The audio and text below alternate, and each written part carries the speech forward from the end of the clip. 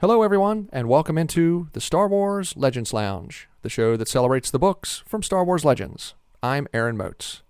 On today's episode, we wrap up the story of Omega Squad, Cal Skirata, and the clones escaping the new Empire. Will Darman be reunited with his son? How many of the clones will get out? And will the Empire hunt our heroes down to their safe house on Mandalore? We'll look for answers to these questions in Imperial Commando 501st by Karen Travis. And back to finish the series, once again, it's Kat. How are you today, Vodika? Oh, I'm just hanging in there and dreaming of the days I could hang out with all my clone guys and they were just having a good time and not a care in the world. That's where I'm at right now. Well, Imperial Commando 501st is the end of the Republic Commando book series in Legends. We'll talk about its effectiveness as a series finale and some of the issues surrounding the book and the author, Karen Travis, in the second half of the show. But just focusing on this book, Kat, what was your experience reading it? I was already upset because I knew Attain wasn't going to be in there, and so I knew that it was going to be a more somber book, and they definitely delivered on that. There was not a lot of happy endings happening. There were plans in place that were not coming to fruition, and they were struggling with a lot of big questions as it comes to like the Jedi and the Mandalorians and their spot in this new kind of clone army under the Empire. So it was really heavy. It was really well done, and I always love getting inside the heads of these clones, but it was a heavy book. So this was my first time reading it as well. It was one of the few books in Legends that I had not read up to this point. However, I did know some of the things surrounding the book, not the story itself, but the series. So I was kind of prepared with the ending not being the most satisfying. But that's because there was supposed to be another book after it that was going to wrap up the series. So we'll get to all of that in the second half of the show. But first, let's take some listener questions. We just have one today, though. And today, it comes from the number one foodie in the Star Wars Legends Lounge, Jew. Jew says, I have two questions today. First, what one type of food would you like to eat if you were in Star Wars? Well, I had to look up a couple, but then I remembered that Bethany Wedden made a cake for Ordo and sent it with a couple of the clones to bring back to him. And the cake sounded fantastic. He was really excited. It seemed to travel really well through hyperspace and whatnot. So I feel like that cake would be pretty interesting to eat. And it was almost like a before their wedding cake because the next visit they got married. So I don't know. It just sounded like a good cake. I don't remember the name of that cake. I do remember from some of the Han Solo stories and from some of the X-Wing stories, there is a cake specific to the Corellian sector called Rishkate, and it sounds pretty good. It's kind of sweet, but it's got a little saltiness to it as well. That one always sounds pretty good. My answer's you. I like eating a lot of meat. I'd like some roasted Nerf. I want to taste what Nerf steak, Nerf roast, whatever Nerf tastes like.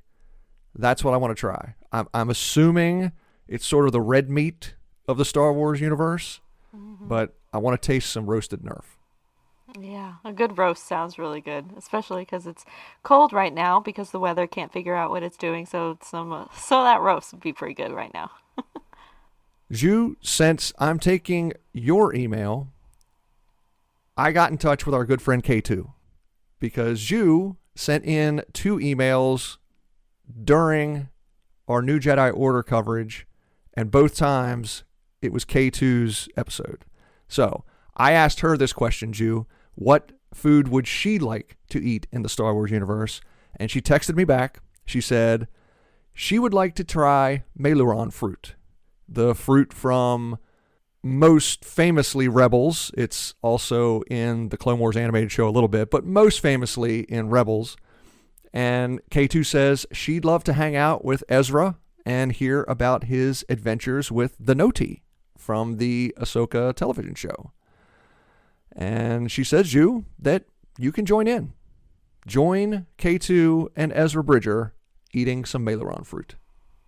That sounds like a good party. I feel like many people would try and join that party. She always knows how to throw the best parties. Zhu's second question is, who do you think would win in a 1-on-1 fight? Darth Vader or Anakin before he became Darth Vader? This question is a hard one because I feel like you get the many different facets of Anakin to where you can already see Darth Vader coming out like very early on in his story. But Vader, on the other hand, has like had to almost totally kill the Anakin inside of him, if you will. I think that ultimately Vader would probably win that fight just because he has no qualms about using the Force to the extreme and seems to have a little bit more control over the Force as well, versus Anakin is very emotional, a little bit erratic, where he has good skills but sometimes can lose his head, and Vader doesn't have that problem as much, maybe. So one of the things that I find fascinating about Vader, and even to some extent Anakin, is that in the big moments of his life, Anakin/Vader always fails. Always. So I'm not sure either one wins the fight. I think something would happen, almost like mutual destruction. Yeah, very possible. They're on the planet Mustafar and they're just going at each other and they both get taken out by lava. Every big test that Anakin/Vader comes up against, they always make the wrong decision. The only time Vader/Anakin makes the correct decision is at the very end of his life when he chooses to save his son, Luke Skywalker. That's the only time he makes the right decision. So I know it may not be a satisfying answer for you, Zhu. I don't think either one wins the fight. Yeah, they're going to mess it up. They're going to find a way to ruin it for the both of them. That's a really good point. He definitely will always, kind of like I was saying, he'll always let his emotions rule that final decision, and it always gets in the way of what he really needs to do or what he's really after. That was kind of always the one hiccup in him being a great Jedi, is that he could never truly put any emotions out of his head when he was doing anything, especially of importance. So that was a really good point. Thank you very much for the email, Zhu. Listener, if you have a question for the show, like Zhu, you can email me at swlegendslounge@gmail.com or send a tweet at legendslounge1. And if you'd like to get your voice on the show, just record a short message and email it in. I haven't actually gotten a voice message in over a year. Come on. I want to hear you listeners' voices. I'd love to get some of these on the show. Just please, if you do, record it in MP3 audio format. And coming up at the end of the show, we've got a new Star Wars character grouping to share and an unpopular opinion. You'll want to stay tuned for those. But for now, it's time for today's book, Imperial Commando 501st by Karen Travis. Grab yourself a drink. Let's head in to the Star Wars Legends Lounge.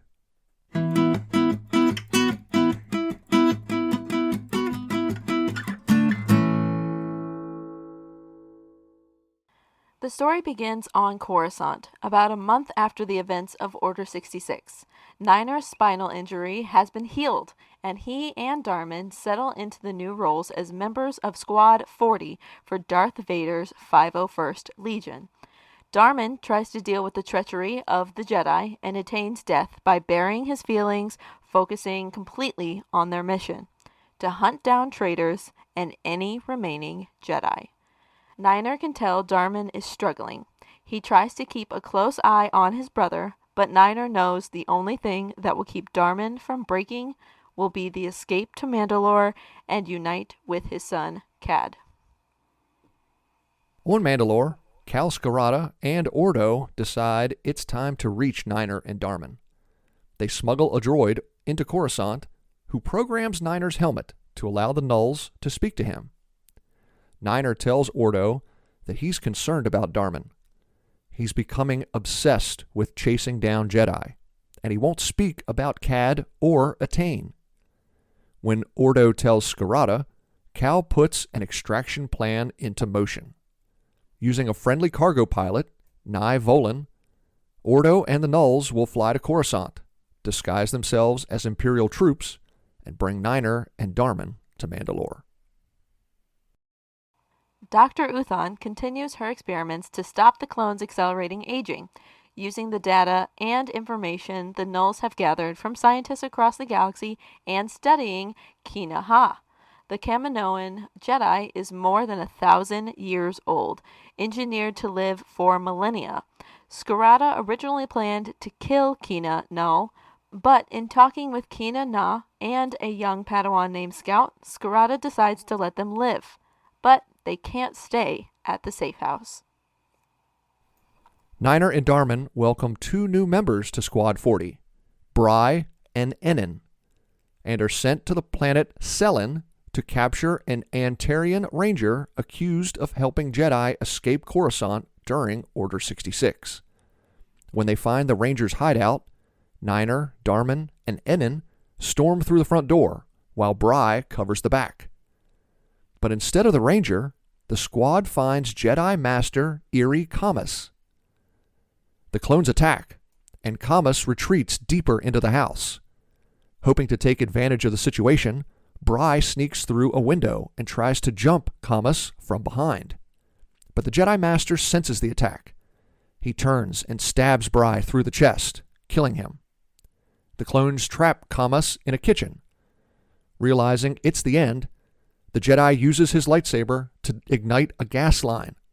Niner, Darman, and Enin escape just before the building explodes, killing the Jedi Master. Barden Jusek receives a call from another clone looking for safety. It's ARC Captain Maze.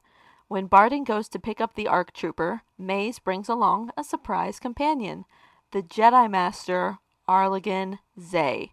The appearance of his former master shocks Barden. Everyone thought Zay was dead, but Maze refused to kill his general. Instead, the ARC Trooper smuggled Zay off Coruscant, and now they're on the run. Barden takes the 2 back to Mandalore.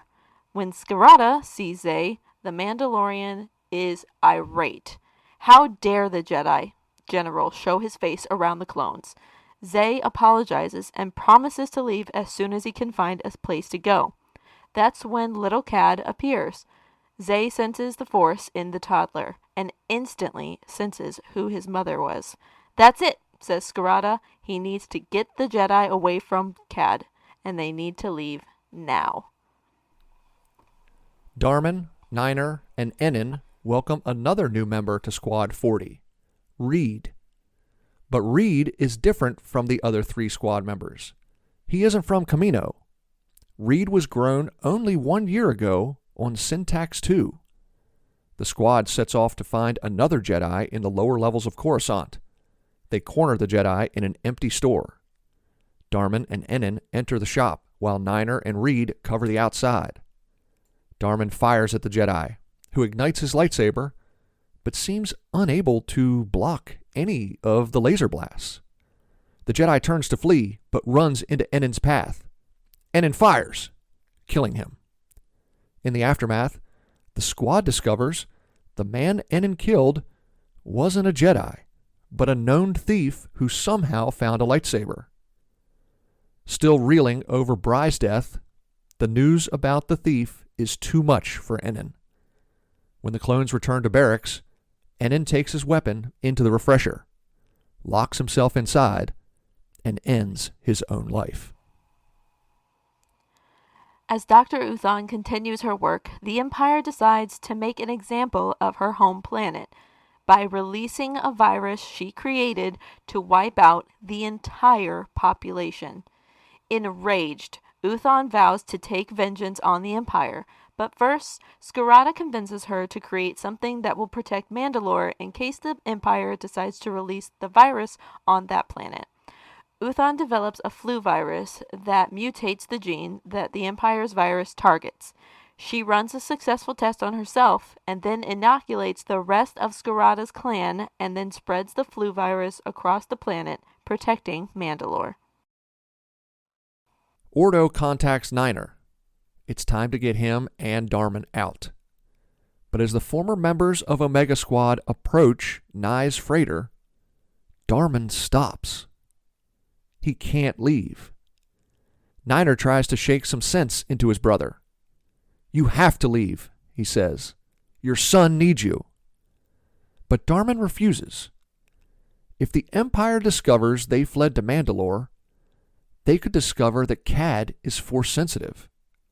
Would the Empire take his son or kill him? Darman says the best way for him to keep Cad safe is to stay in the 501st and pass information on to Clan Scarada. Reluctantly, Niner calls Ordo to tell him what's happening. Niner says he's staying too, to keep an eye on Darman, to make sure he doesn't do something stupid. Squad 40, still one man down, is sent to the Outer Rim, searching for a Jedi named Boric Yelgo. The clones corner the Jedi in a busy space station. They lose Yelgo in the crowd, but Darman gets an idea. He uses all his pain and anger over Atane's death to send out a thought about how much he hates the Jedi. Sensing the thought, Yelgo turns, giving himself away. The clones chase Yelgo and trap him in a wide corridor. The Jedi starts to pull a bulkhead down around them when Reed leaps forward. Yelgo swings his lightsaber, but Reed ducks and knocks the Jedi down with a punch to the gut and a quick uppercut. Darman and Niner watch as Reed fires 3 quick blasts into Yelgo's chest. They're amazed at how quickly their new squad mate is evolving in front of their eyes. Following the encounter, Darman sneaks off to call Mandalore, hoping to talk to his son. Fi answers the comm. It's the first time in over a year that the 2 squad mates have spoken to each other. Fi offers his condolences over Atane's death. He tells Darman about how quickly Cad is growing and how often he asks for his dada. Darman asks if Barden is helping keep Cad's force sensitivity a secret. Fi says yes, and then tells Darman about the 3 other Jedi at the compound, including General Zay. The news stuns Darman. The Jedi are with Scarada and his son. The story ends with Scarada making a deal with the renegade Jedi Master Jyn Altis. When Dr. Uthon is finished with Kina Ha, Scarada wants the Kaminoan Jedi, Scout, and Zay off Mandalore, and he wants Master Altis to take them. When Scarada tells Darman about the plan, he fears the worst. The Jedi might take Cad with them and give the boy to Altis. When the call ends, Darman makes a decision. He's going to Mandalore. He'll take his son away from Cal Scarada, and he'll hunt down and kill as many Jedi as possible. Time to take a break. When we return, we'll talk more about Imperial Commando 501st. I'm Aaron Moats. Stay tuned. You're listening to the Star Wars Legends Lounge.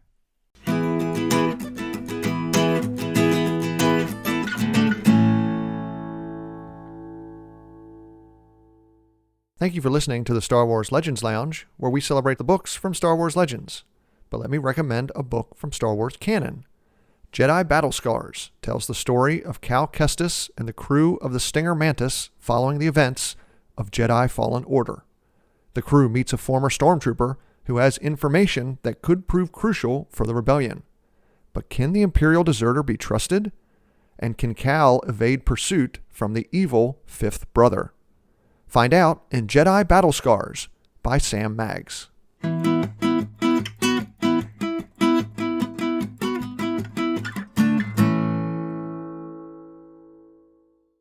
Welcome back to the Star Wars Legends Lounge, the show that celebrates the books from Star Wars Legends. I'm Aaron Moats, and today, Kat and I are talking about Imperial Commando 501st by Karen Travis, the fifth and final book in the Republic Commando series. Earlier on in the show, I mentioned that there was one more book planned to finish the story of Omega Squad and Cal Skirata. We'll talk about that a little later, because I'm sure that's going to take up a lot of the discussion here on the second half of the show. But I don't want to completely overlook the things that are in this book. Kat, one question I have for you, as you were reading this story, what were you feeling? Specifically, the different passages about Darman. Because you can tell Darman is hurting, but at one point early on in the book, it's almost like Darman disassociates. It's almost like he becomes a completely different person. And he's taken his normal personality and sort of locked it away in a little box or something. The Darman parts of this book, to me, were the most interesting parts of the book. Yeah, I definitely think they did a great job of showing him going through grief by not dealing with it, and by putting the part of himself that was grieving, the part of himself that was lost and confused. And I mean, he was still very early to the knowledge that he had a son and had like one good night with his son and Etain before that was ripped away, partially by circumstance and kind of partially by himself in choosing to stay with Niner, which is what he's done, is what he's been bred to do. So he falls back on that training of being with my brothers. It's what has kept me going all of these years. And so I'm going to just focus on that above anything else. And yeah, it's dark to read his chapters because you can just feel the underlying tension of how much he is hating the Jedi. Like, whenever he is putting on the quote-unquote ruse of tricking the Jedi, like, that's not a ruse. He absolutely does hate the Jedi that much. And we can see it in the final moments that he decides like he will kill any and all of them to keep his son safe, even if his son happens to come from Jedi lineage. Like, it's tough. It's tough to read. And I think Darman's hatred for the Jedi isn't necessarily stemming from Order 66 of trying to overthrow the government, and because a Padawan accidentally killed Etain on the bridge. I think it's more the rules of the Jedi Order keeping he and Etain from being together out in the open and from being a family with Cad. And then ultimately his fear that if a Jedi Master discovers that Cad is Force sensitive, that Jedi Master is going to want to take Cad away and train him to be a Jedi. Yeah, absolutely. I'd say a lot of that fear does, a lot of the anger does come from his fear, actually, of, I mean, that's why he doesn't end up going back with them, because of his fear. He's so afraid, because he did lose Etain, that anything he does, any choice that he makes will put Cad in more danger.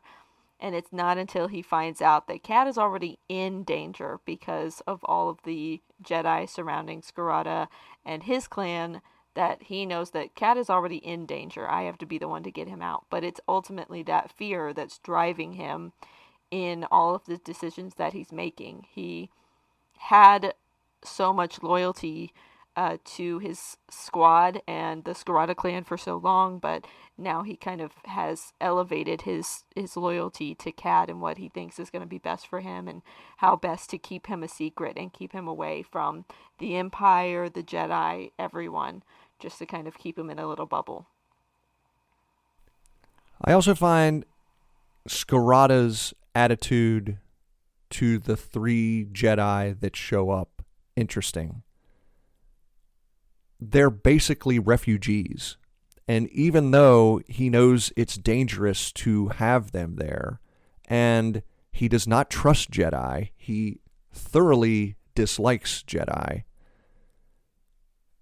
they're almost so pathetic in a way that he can't turn them away. He knows he's going to have to get rid of them at some point, but he can't turn them away until he knows there's some place safe that he can send them to.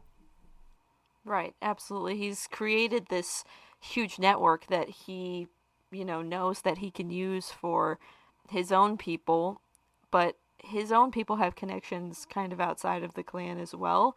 And with over these books, more and more people have been brought into his clan, and he's been able to kind of share his philosophy, share his family, share his life with more people than he ever expected to. At first, it was just the Knolls and some of his commando troopers, but now it's the commando troopers, their wives, some of their friends, other Mandalorians. Like, his family is expanding.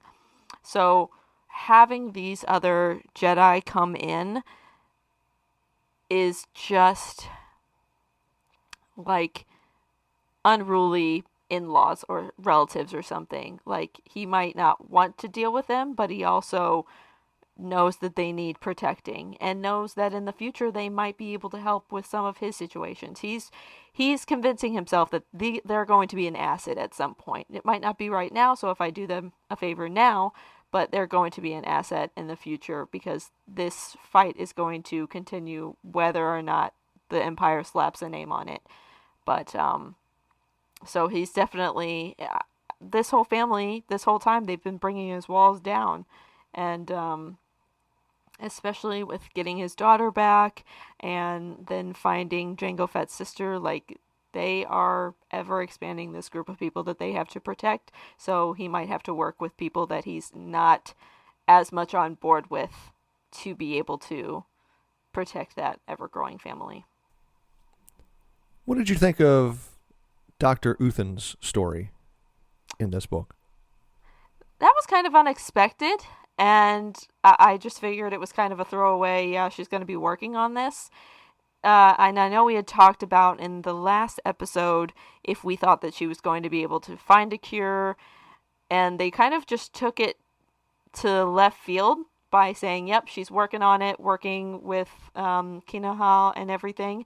And then her planet was attacked, so she had to create a virus to get her revenge, and they were all on board with it, which I get. Like, they all wanted revenge for some reason or another. We got some of the book's softer parts with the Mandalorian, Dr. Malzar and her, and Scout.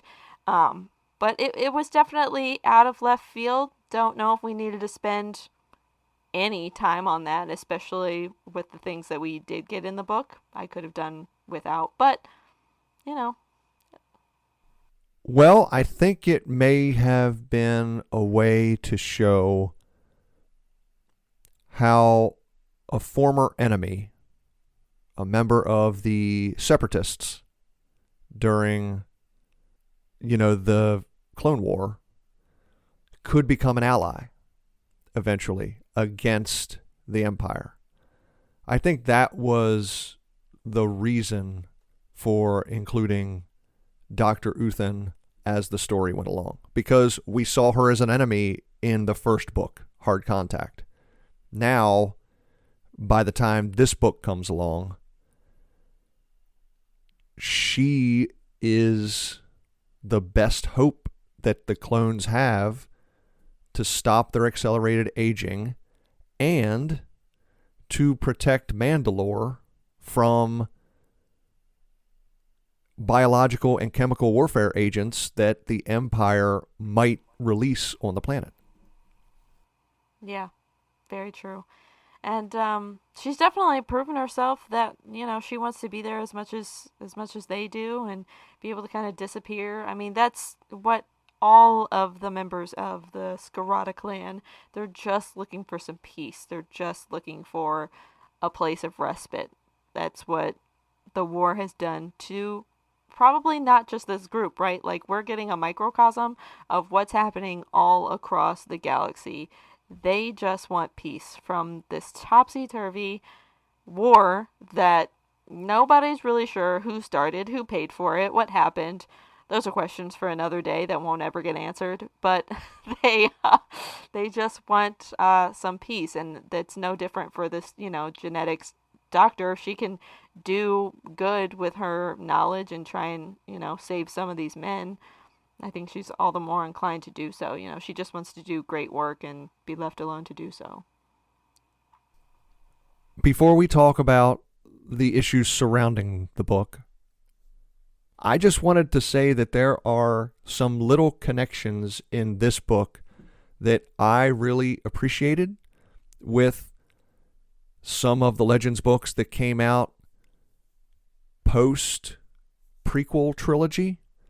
In this book, they talk about searching for the Whiplash group.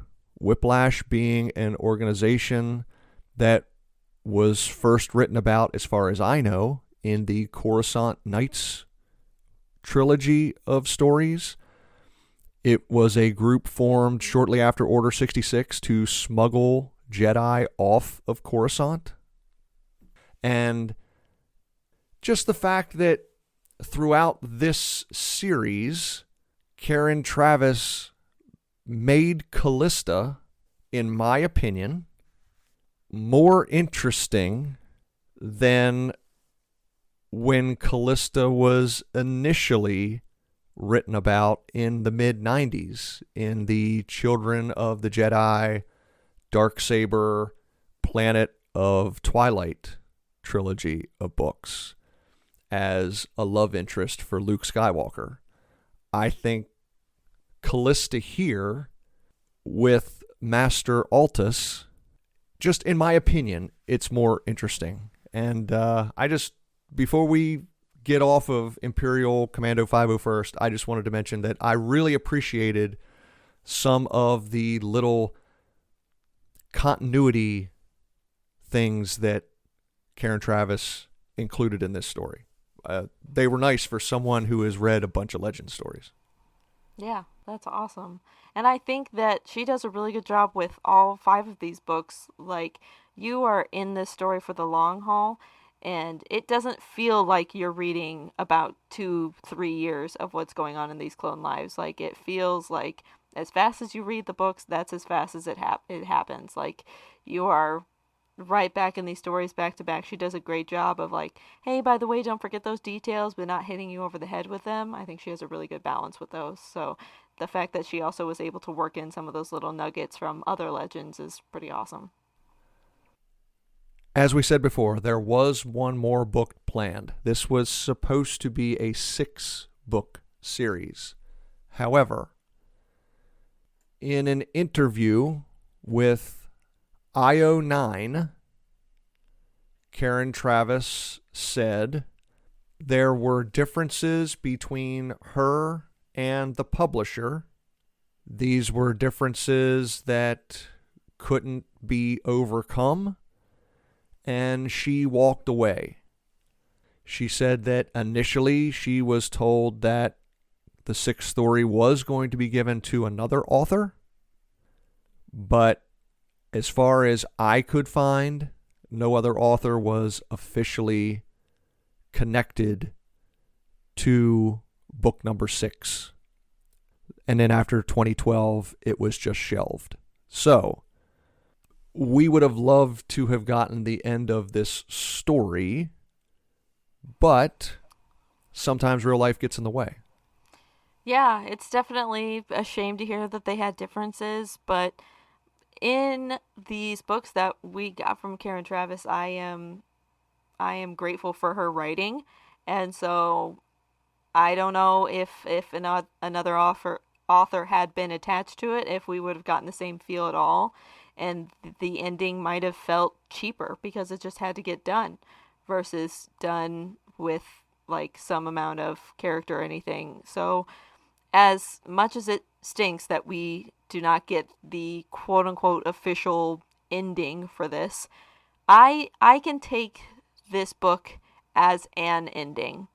It's not complete, but it kind of leaves up interpretation, and I'd like to think that Darman is able to meet up with Cad, and seeing his son and all of the group around them, he might be able to change his mind and not go on a revenge mission. They might be able to help him grieve better. I don't know, but we can have that ending up to our own interpretation, which I kind of like. So, as much as real life getting in the way stinks, and I always want more and more and more about the clones, if it's not going to be done in the best way, I'm okay with not having it. I wanted to read 2 quotes from Karen Traviss that she put on her own blog back in 2009 from questions that some fans of the series had for her. One of the questions dealt with Sev. We had Sev at the end of Order 66. He may have been blown up. He may not have been blown up. But anyway, he ended up missing in action. And Karen Traviss says that she was never going to be able to deal with Sev's fate, even in book number 6, because of the Republic Commando video games. That's where Delta Squad came from. At the end of the Republic Commando video game, Sev is missing in action. Originally, there was a plan for a second video game. That's why Delta Squad is not the main squad in these books. She can only do certain things with them because the story of Delta Squad was from the video games. So that one I completely understand. Now, the second one was about if she was going to make any changes to how the Mandalorians were and how Mandalore, the planet, was in the last book, because the last book was slated for 2010. Well, if you remember, what started in 2008? The Clone Wars television show. In the second season, we get a look at Mandalore. It's very different in that television show than what Traviss wrote in these books. But she did say, and here it is in her blog, when I was finishing 501st, I was told about a significant continuity change coming up in the Clone Wars cartoon. I was told the Mandalorians were being revamped as long-standing pacifists who'd given up fighting centuries ago, and that Mandalore was now a post-apocalyptic wasteland devastated by war. I was told not to refer to Mandalorian history because of that, and it was obviously at odds with the continuity in my books. Now, this is a fairly common procedure for a franchise, but unfortunately, it wasn't simple in practice. The Commando series and quite a few older books and comics were based entirely on the old history, and the basic logic meant that the fundamental plot of the series could never have existed in this pacifist society. So it may have put her in a difficult spot writing about Mandalore and Scarada in the final book. Yeah, absolutely. Especially if they were pushing, like, by the end of the books, they need to be gone from Mandalore. They need to forget all about the Mandalorian culture. Like, they need to set it aside, or they need to, like, retire it. That is Scarada and his clan's entire being. Like, I can see maybe him letting go of some of the things, but the Null Squad, absolutely not. That's what saved them, and they were gonna hang on to that forever. Let alone Bart and Jusik. Like, I can definitely see where that would be a problem if they were asking for her to either give that up or write it out or not focus so much on that. When we get a lot of focus, I feel like, in these books. Now, we do know one or two things that she had planned to have in the final book. And this is out there. This is public. You can find it on Travis's official website in her FAQ section. You can also find it on Wikipedia if you look for it. I'm not going to read all these, but I will give one or two things. It says that Darman does make it back to Mandalore and kidnaps Cad and goes on the run. He says that Cal Scarada and Master Altus teams up with Scarada and the Nulls helping Altus fake his death, and Altus's little group of Jedi escaping the Empire. And then finally, Clan Scarada would be forced to flee Mandalore to evade the Empire. That seems to have been the end of the book, and by that time Darman would have joined the clan as they disappeared into the edges of the galaxy, and he would have been bringing his son Cad with them. Yeah, exactly what happened in my head. It's perfectly fine. Nothing bad happened. The rest of the book was a happy ending. It was happy, happy, cheer, cheer, and it was great. I think Karen Travis is a shipper, because if you go reading some of the other things that are in there, pretty much everyone gets paired off and ends up marrying by the end of the sixth book. Like, there's like 10 couples that get married by the end of the book. This is why I love her. She gets me on a deep, deep level. She understands what I need in a book. Yes, the action. Yes, the pain. But also the weddings. I need many. Well, that'd be neat to see an actual wedding rather than just the Mandalorian show up. You say, I'll take you as my wife. She says, I'll take you as my husband. A nice hearty handshake. And you go back to work. You don't even have to show up. You can do it over the phone. You don't even have to do that. Just leave a voicemail and you're wed. That's it. Yeah. Same with adopting. Yeah, exactly. Like, let me know if you accept. Just kidding. You don't have a choice. Like, you listening to this message, that's you accepting.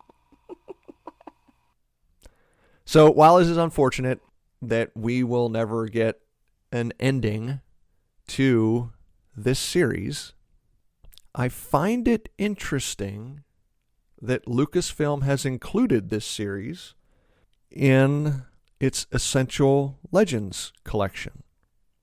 That you, Katika, have been collecting. You have the first 4. Of course, 501st is not out yet in the Essential Legends collection. It will be coming out, I think, at the end of this year, I believe.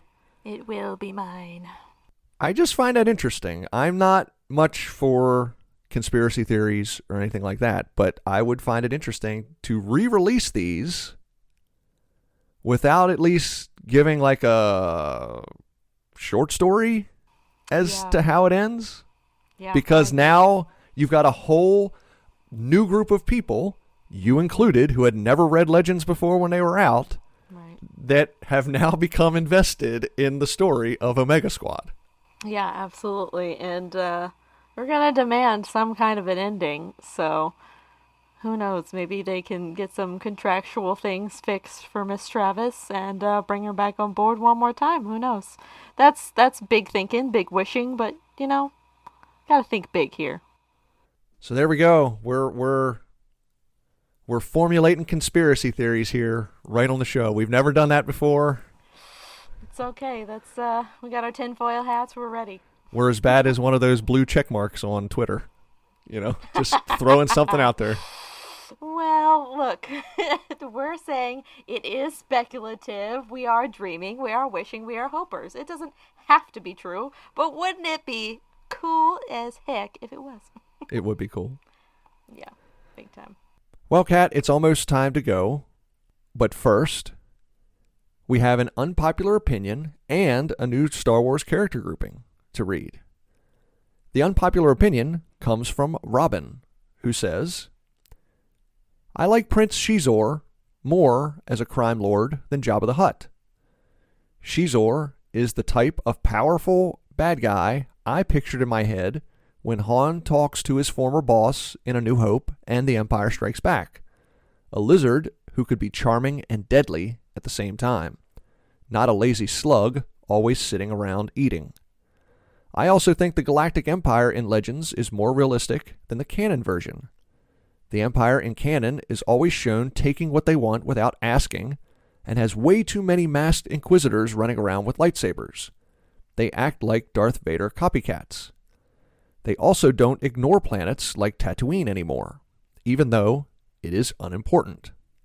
They walk around scaring people without any reason anymore. Thank you very much for those unpopular opinions, Robin. Today's character group comes from Dan, who sent in his ideal Sabacc game. The players are Lando Calrissian, Han Solo, Watto, Hondo Ohnaka, Borsk Falia, and Nam Anor. Dan says all the characters have high marks in charisma, cunning, luck, and manipulation. Dan asks who would win the game and walk away from the table. That's a great list, Dan. I could see any of them winning the game. I think the more interesting question is who walks away from the table. Yeah. Most likely Han would walk away from the table. And ultimately, I do think all of them would. I think Watto would fly away from the table with his tiny little wings as he skittered about. But I could see quite a few people accusing others of cheating. All of them. All of them are cheats. Sorry, not sorry, but they would absolutely all do that. Nam Anor might let loose some parasite on the table. Yeah. Fake his death, something. Borsk Falia might decide to blow up the entire cantina with himself in it, taking himself out. His one great moment. His one redeeming moment. Lando, of course, would have 5 Sabacc cards up his sleeve as he's trying to win. So I have no idea. I could see any of them winning. The only one that I am 100% certain would walk away just because of how lucky he is Han Solo. Somehow he would walk away. Yeah. It might be with a limp, but he'd walk away. Once again, thank you for the Sabacc game, Dan, and Robin, for sharing your unpopular opinions. Now, listener, if you have a favorite Star Wars character group, a Mount Rushmore, mixtape, unpopular opinion, or if you disagree with something that I've said on the show, you can email me at swlegendslounge@gmail.com or send me a tweet at legendslounge1. And of course, send in your Star Wars questions. I love hearing from you all. Kat, it's time to go. It's our last podcast together. Or is it? Thank you so much for joining me today. Yeah, absolutely. I will always love hopping on this podcast. I love talking about Star Wars so much with the expert. As far as I'm concerned, you're the expert in my life, so that means you're the expert. That's just how that works. Sorry, not sorry, buddy. But I've had a great time. I love these books so much, and I thank you so much for, you know, getting me to read them and getting me into all the devastation and the heartbreak and the woes. And here's to a brighter future with Darman and Cad together, sitting on a hill, just thinking about Attain. That's it. That's where the book ends, and it's a beautiful, wonderful, happy ending. Now that we're finished with the clones, do you have any idea what your next Star Wars book is going to be? Are you going to stick with Legends? Are you going to read something in canon? Do you want a recommendation? I will always take recommendations. I did recently download on Audible the Light of the Jedi. Oh So my I'm gosh. excited. Oh my gosh. I feel like you talked about it a little bit and said how good of an audiobook it is, so I'm pretty excited. I will say Light of the Jedi, the canon story that begins the High Republic, Phase 1. It's by Charles Soule, and we don't talk much about canon books on this podcast, but I will say it is on the short list of my favorite Star Wars books overall, Legends or canon. It's on the short list. If I had a group of maybe 5 or 6, it is definitely in that 5 or 6. Nice. I Good, really, okay. really enjoy that book. And I'll say this for the High Republic. In my opinion, a lot of the High Republic kind of reads like Legends. So maybe that's why I'm drawn to that story. Yeah, absolutely. I'm looking forward to it. So I really like the voice actor that they got for it. So I'm excited to kind of check that out. Cool. We won't do that on the show here, but as you read the book, shoot me some text messages or whatever it is. We'll go over it. Yeah, absolutely. I'll be like, great, more devastation. How could they? Text like that. Yeah, exactly. Every time Kat latches onto a character, they're gone. Yeah, like, no! pretty much. And I'll just be like, where's the kissing? Where's the wedding? Aaron, I was promised more. Coming up on the next episode, I'm going to talk about something a little different. The first of the Legends anthology books, Tales of the Bounty Hunters, edited by Kevin J. Anderson. Listener, you can look for that episode to come out on April 19th. Thank you so much for joining Kat and I today on the Star Wars Legends Lounge. I'm Aaron Motes. May the Force be with you. And remember, there's always a bit of truth in Legends.